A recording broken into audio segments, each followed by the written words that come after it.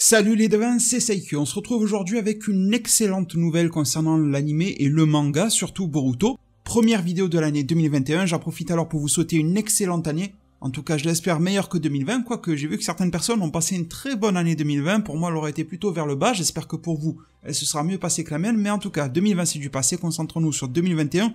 Que du bonheur et de la santé pour vous, je l'espère de tout cœur. Et aujourd'hui, ça commence bien niveau anime manga. Car lors de la Jump Festa récente, les 19 et 20 décembre 2020, nous avons eu lors du panel Boruto, principalement axé sur le manga Boruto, mais ça parlait aussi de l'anime, donc la news du jour va concerner les deux en fait, anime et manga, mais en priorité et tout d'abord le manga, parce que ça va arriver d'abord dans le manga qui a de l'avance sur l'anime. Nous avons donc eu le panel Boruto qui a eu lieu de manière dématérialisée, Jump Festa Online et tout ça, et nous avons eu un mot de la part de monsieur Mikio Ikemoto, qui est le dessinateur du manga Boruto. Petit rappel des faits, à la base c'était monsieur Kodashi qui faisait le scénario, monsieur Ikemoto qui faisait les dessins, et nous avions Masashi Kishimoto qui est supervisé et validé et assisté d'une certaine manière sur le manga Boruto. Puis, depuis le chapitre 51 ou 52, enfin bref, depuis 2-3 mois, c'est monsieur Masashi Kishimoto qui remplace monsieur Kodashi sur le scénario. Donc il ne fait pas que superviser, maintenant il écrit le scénario totalement.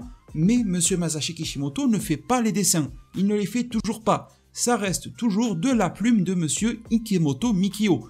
Et celui-ci s'est exprimé lors de la Jump Festa 2021. Il a fait un message relativement développé, je vous ai sélectionné le passage le plus important. On remerciera Ray5131 qui nous l'a traduit directement depuis le japonais vers l'anglais, et je vous propose ma propre traduction depuis l'anglais vers le français des propos de monsieur Ikemoto, et vous allez voir que ça annonce du lourd concernant le entre guillemets Boruto Shippuden, c'est-à-dire l'ellipse. Monsieur Ikemoto nous dit: vous souvenez-vous de la scène d'ouverture du premier chapitre du manga Boruto? Oui, cette scène dans laquelle Boruto et Kawaki se font face. Je ne peux toujours pas vous révéler quand elle sera publiée dans le manga, ni vous dire précisément où se trouve cette scène dans l'histoire de Boruto. Mais le moment où Boruto et Kawaki prennent cette forme d'adulte n'est plus si loin que ça. Il termine alors son message en nous faisant du teasing, en nous disant pourquoi Boruto et Kawaki sont-ils hostiles l'un envers l'autre, qu'est devenu Naruto à ce moment-là. Assurez-vous alors de ne pas manquer la suite de l'histoire pleine de rebondissements, signé monsieur Ikemoto Mikio. Alors c'est une excellente nouvelle que nous avons là, en même temps je vous avoue que je le prends d'un petit côté mélancolique, nostalgique et presque triste, parce que c'est la fin d'une ère au final qui va arriver dans l'œuvre Boruto, comme entre Naruto et Naruto Shippuden, il y avait un changement d'ambiance. Il y a quelque chose dans les épisodes ou les chapitres de Naruto premier du nom qu'on ne retrouve pas dans Naruto Shippuden, mais également Shippuden a apporté des choses que l'œuvre Naruto n'apportait pas. Donc on arrive à de cette croisée des chemins et on devrait prendre le chemin de Boruto et Kawaki adultes et d'un monde qui de manière générale va avoir l'air beaucoup plus post-apocalyptique, beaucoup plus hostile et un monde dans lequel beaucoup de choses vont changer. Également le cas de Naruto. Pour ceux d'entre vous qui auraient un petit doute sur la légitimité du dessinateur de Boruto à parler de son scénario, c'est quand même tout à fait normal que monsieur Ikemoto soit en mesure de nous en parler. Il ne dessine pas au hasard, on lui donne le scénario justement, une fois qu'il est bien écrit, complet, finalisé, on le lui donne pour qu'il puisse l'adapter, en plus du storyboard et tout ça, mais il a aussi connaissance pleinement du scénario, sinon comment pourrait-il travailler à 100% de ses capacités s'il ne connaît pas l'œuvre qu'il dessine? C'est quand même la base pour qu'il puisse y mettre du cœur, donc oui, il est clairement légitime pour nous parler du scénario et de la suite du scénario de Boruto.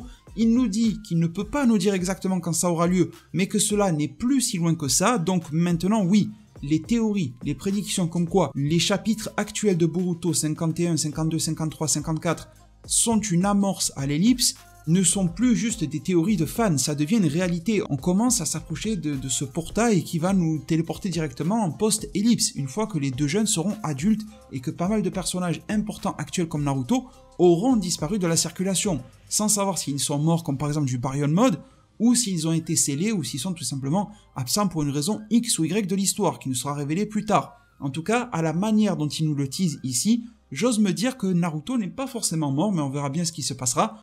Il n'est fait aucune mention de Sasuke, c'est peut-être lui au final qui va prendre cher, on verra bien, peut-être qu'aucun des deux, peut-être que les deux seront là, mais en tout cas le teasing nous fait comprendre que peut-être que pour Naruto il y a quelque chose à négocier. Boruto et Kawaki on sait déjà qu'ils sont vivants, mais Sasuke ça reste une grosse énigme et on l'a vu avec le dernier chapitre en date. Dans cette phrase de teasing on met également l'emphase sur l'hostilité qu'il y a entre Boruto et Kawaki, donc l'auteur nous mène bien dans cette direction là avec le chapitre récent numéro 53, c'est-à-dire qu'on de base, on avait un peu de froid quand Boruto et Kawaki se sont connus, ils se sont un petit peu tabassés et tout ça, puis ensuite ils ont appris à se connaître, presque à être amis sur la fin, Mais là en ce moment c'est en train de tourner au vinaigre avec le retour de Borushiki et un Kawaki qui lui est beaucoup plus amical, presque familial en fait, que ce que l'on aurait pu croire auparavant, qui se détache visiblement de Jigen et de Ishiki, même si on pourrait théoriser sur le fait que Kawaki est toujours très attaché à son karma et tout ça, on pourra en reparler une autre fois, mais en tout cas Kawaki se rapproche beaucoup de la team Naruto d'une certaine manière, il éprouve beaucoup de sentiments avec eux, il a un lien également